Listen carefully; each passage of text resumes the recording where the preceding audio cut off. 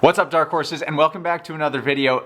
In this week's video, I wanted to cover something that I mentioned in a previous video, which is that in the thousands of people that I've coached, I've never seen a single person get on this machine and do it right the first time.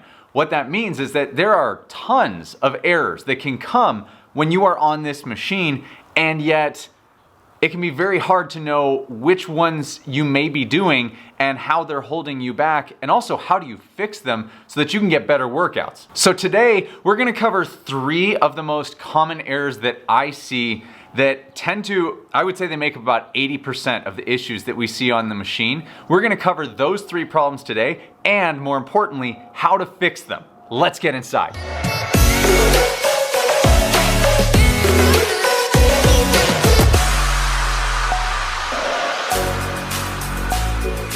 Problem number 1 that we're going to cover can go by a number of names. You can call it leading with the head, with the shoulders, opening the hips early.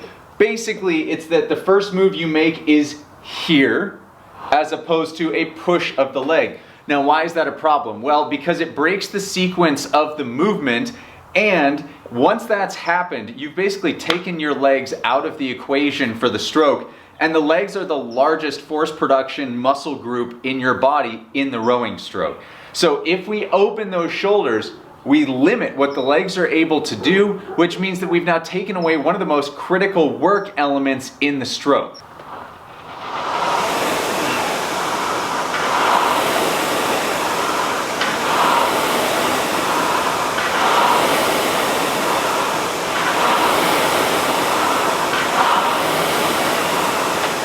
So one of my favorite drills to fix this is called the top quarter drill. Now you can take that top quarter drill, you can lengthen it into the top half, and then into what we call legs only. I'll show you what this looks like, but the intent being that what we do is we lock our body in the forward angle that you want at the catch position, the front of the stroke. So at the catch, I want my trunk in, I guess to you, it would be a 1 o'clock angle. So at this 1 o'clock angle, I'm strapped in, I'm locked in. As I'm about to take the stroke, I brace here, I keep the arms long, and I focus only on the leg drive, moving back and forth in the catch with the objective of push and relax so that I can feel the brace and the tension and the push of the legs without needing this movement here. So let's take a look at what that looks like. So I set up at the catch, my arms are long, my trunk is braced, my feet are down, and I'm focusing on that first quarter of the push.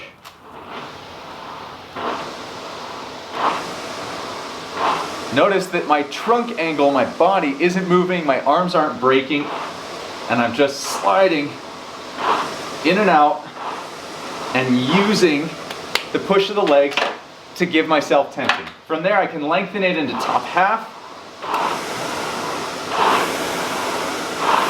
and then I can go to full leg drive, still not bending the arms or opening the hips. So if you're going to be using this drill, what I would suggest is that you work through 20 top quarter, 10 top half, and 5 legs only. And then I would work through that 2 times. Now I would use that on a fairly regular basis until you're very confident that your initial movement is not here, but that it's a push of the legs.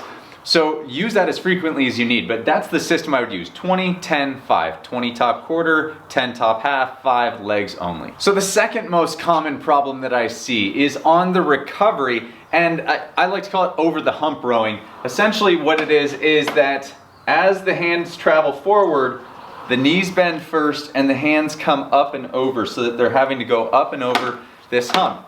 Now why that's a problem is because it as well is breaking the sequence, and you'll find that that is a very common trend amongst all these issues, that by breaking the sequence, you break the body's ability to engage properly with the stroke, or in this instance, you break the ability to set up into a good position in order to have a good stroke. And that's why we want to avoid the handle moving up and over the knees, and we want to correct it so that it creates a straight path.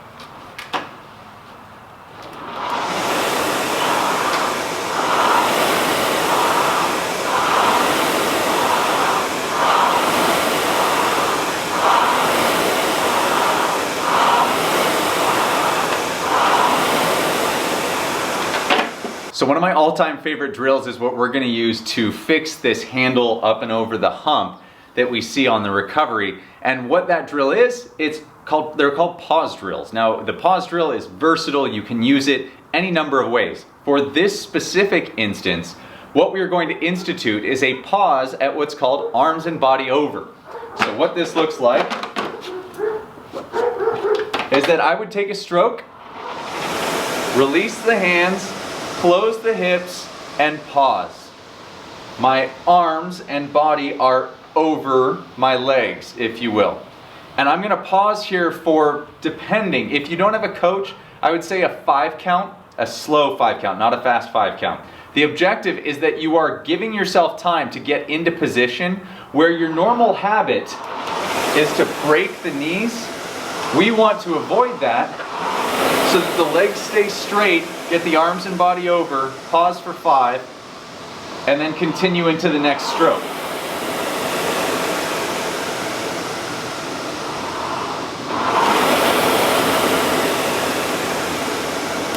So that is how you're gonna operate that drill. So your prescription for this drill, if you're going to run it, is in sets of 20 strokes with a 5-second pause.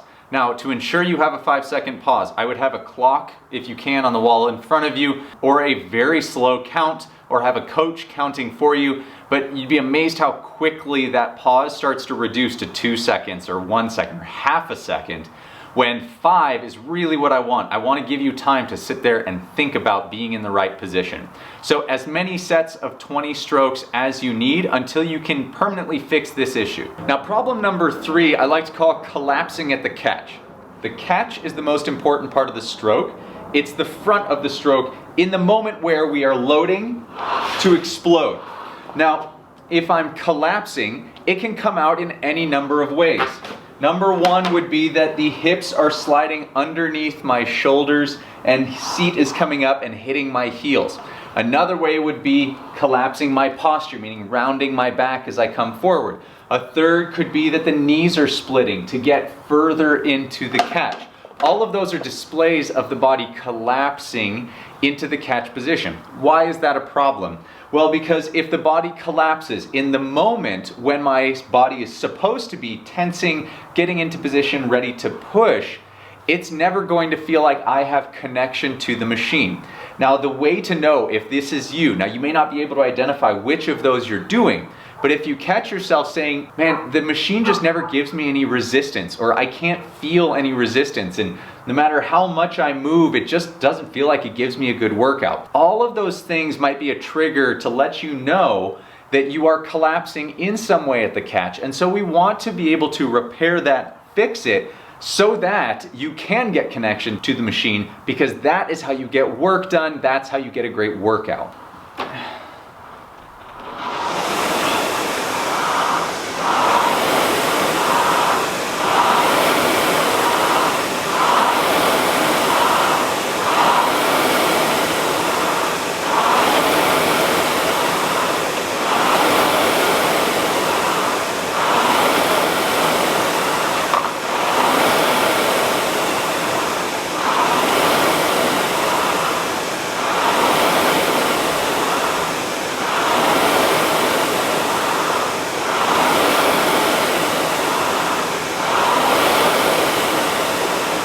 So to fix this, I'm going to give you 3 potential drills that you can use. All of these are fantastic to help. So think about stacking them on top of each other.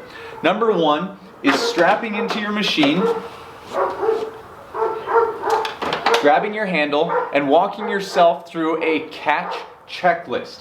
That would be hands nice and wide on the handle, thumbs wrapped around, elbows extended, shoulders reaching, back neutral and flat, head relaxed, hips behind the shoulders, knees tracking underneath the arms, heels down, and then sliding forward as far as you possibly can, and then holding that position for 2 minutes. That may not seem like a lot until you get into this position and you try to hold it. You should be shaking everywhere, trying to maintain position. So that is number 1. Number 2 is slow down your rowing. And this one's easy. I would like to see you take 5 to 7 seconds per stroke. Why? Well, there's no rush to get anywhere, and the slower you move through the stroke, the more time you have to think about being in the right position. So if I'm taking 5 seconds per stroke, that's 1, 2, 3, 4, 5. 2, 3, 4, 5. 2, 3, 4, 5. 2, right? If I go to 7, that's even slower. But what that does for me is it allows me to organize my body and make sure that I'm in the right position. If I am speeding through the recovery, it's very easy to blast in and out of the catch without thinking about it, letting the body collapse without even realizing it. So that's number 2. Number 3 is I'm going to use a band.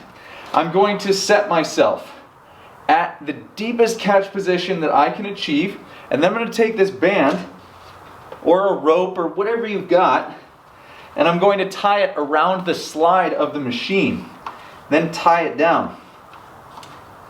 So I'm going to bump it up against the wheel and then snug it down. What that does is it creates a break on the slide. The seat cannot move past that. So when I go into workout now, this is going to reinforce that I am not sliding too far forward. It may even short me a little bit, but that's okay. We're practicing improving our movement here. So I'm then going to row. I can row any distance. I mean, you could do your entire workout with this thing on. The first few, I expect your seat will hit the stop and it's probably going to jolt you a little bit. But your goal is to learn where that is, and then every stroke get as close as possible without hitting it. And you begin to develop and teach your body the proprioception to know exactly how deep you can get with good position. And that's going to eliminate the collapsing that comes from getting too deep into the catch. Until you've reinforced good positions, good behaviors, you can then take this off, and then perhaps you can get a little bit deeper, but with control. So my prescription for those 3 drills would be, number 1, get into that catch hold for 2 minutes. Do that at the beginning of every workout just to reinforce that position. Number 2, that slow rowing, I'd like to see 2 minutes of a 5-second stroke. Again, if you have a coach or somebody nearby, perhaps a significant other, a child, anybody who can just count to 5 on repeat for you, great. Or if you have a clock on the wall, do that. And then finally, that banded row, use that for an entire workout. If you know that collapsing into the catch is a problem, throw that band or that rope or a t-shirt, tie it around there, and run an entire workout that way. And I think you'll find that it does help you. Once you get to take it off, you'll understand much better where that good catch position is for you. At the end of the day, we're bringing it back to basics. And it's important to remember that on this machine, you're not in a rush to get anywhere. You're in a rush to get a great workout. And slowing down the mechanics can often give you a better workout, give you greater connection to the machine, give you greater understanding, all by slowing down the movement, but being able to put more quality into it, which is going to give you a better result in the long run. Don't be in a rush to move through the stroke. Be in a rush to learn good movement patterns, which are going to benefit you to give you better workouts. That's why we're doing all of this. And if you can eliminate any of these 3 problems, you're gonna find a huge benefit to your own performance. So take advantage of what we've done here, implement the drills in the prescription that I gave you, and it's going to give you value. And as always, guys, thank you for hanging out with us for another video here at Dark Horse. If you just love what you're feeling, what you're picking up from here, you consider yourself a Dark Horse. You're living that Dark Horse lifestyle where you're trying to improve your own life with your own actions, then hit that subscribe button because you're gonna get a whole lot of that here. And if you really loved it and you just wanna know whenever we come out with a new video, hit the bell next to it because that's gonna alert you. And as always, thank you for tuning in, guys. I love all of you Dark Horses out there in the world. Thank you for working on yourself to make your own life better. Guys, we will see you on the other side.